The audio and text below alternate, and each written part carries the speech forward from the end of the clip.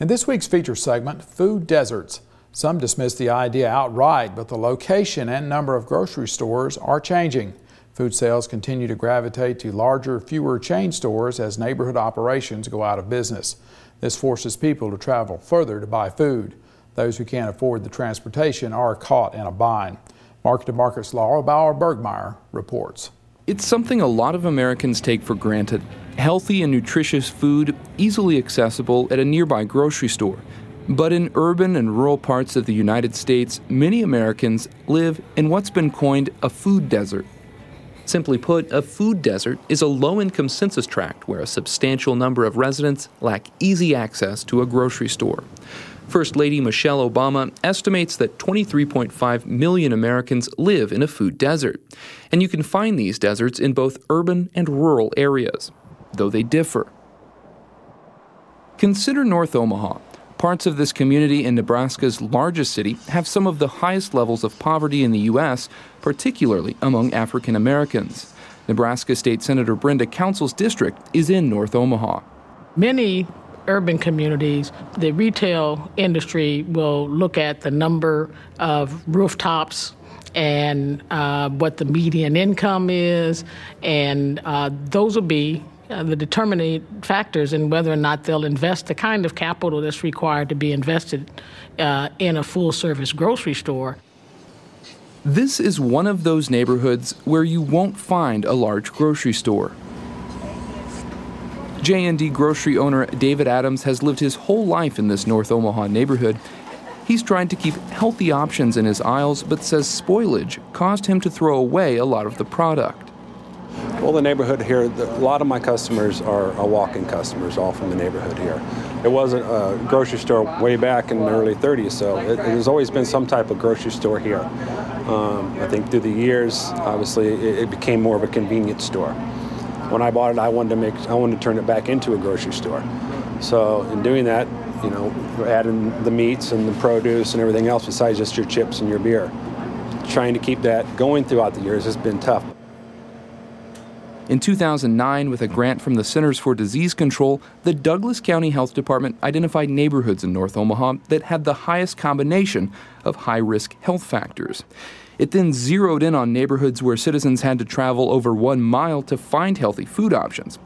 Finally, it found ways to help bring the healthy food to these neighborhoods.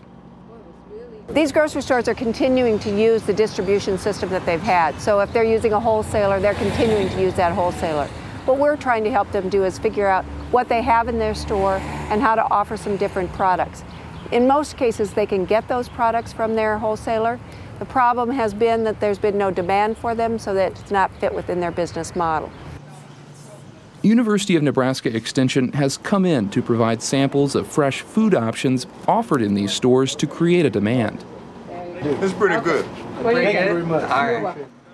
82% of Americans located in a food desert live in urban areas, but the problem is just as severe in rural communities.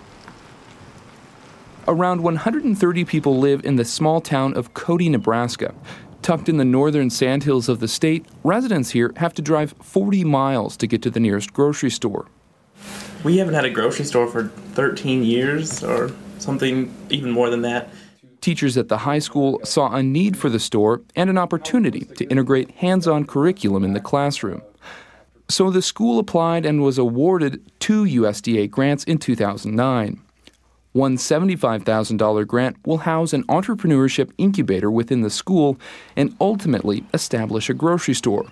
Another $95,000 grant will fund the actual building, which will be built out of straw bales to make it energy efficient. And basically the building's going to sit right here. Like I said, it's 0.96 acres is what we've got leased from the Game and Parks. And it's a 99-year lease. Well, we've had people say if grocery stores couldn't work before, why would this work now? And the bottom line is we don't have to support a family. We formed a nonprofit and funds will go into that, and then the students will decide what to do with those funds. So anything that profits above and beyond what we need to make the business run will be funneled back into the community via the students' decisions. These two communities are seeking solutions to combat the problem. The USDA recently introduced an online food desert locator, and Secretary of Agriculture Tom Vilsack says the locator will help identify communities where intervention can help make healthy, affordable food more readily available. They just decided to come together as individuals and say, we're going to do something about making fresh foods available in our community. Senator Brenda Council of North Omaha introduced a food desert bill in the Nebraska legislature last session.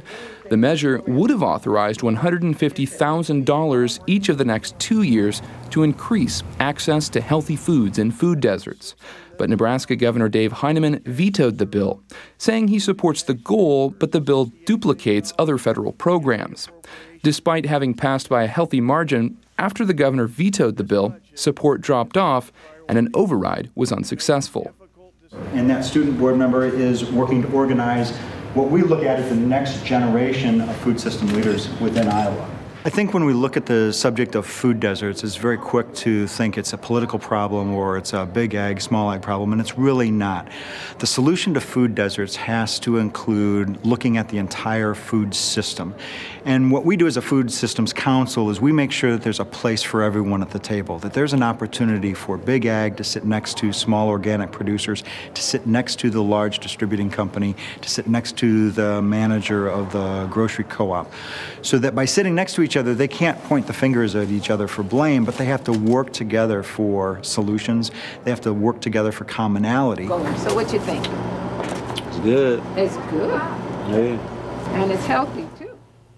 And you can watch this story again on our Farmweek website. That's farmweek.msucares.com. We'll also have a link to the Market to Market website where you can see the story as well and read the script. That's farmweek.msucares.com.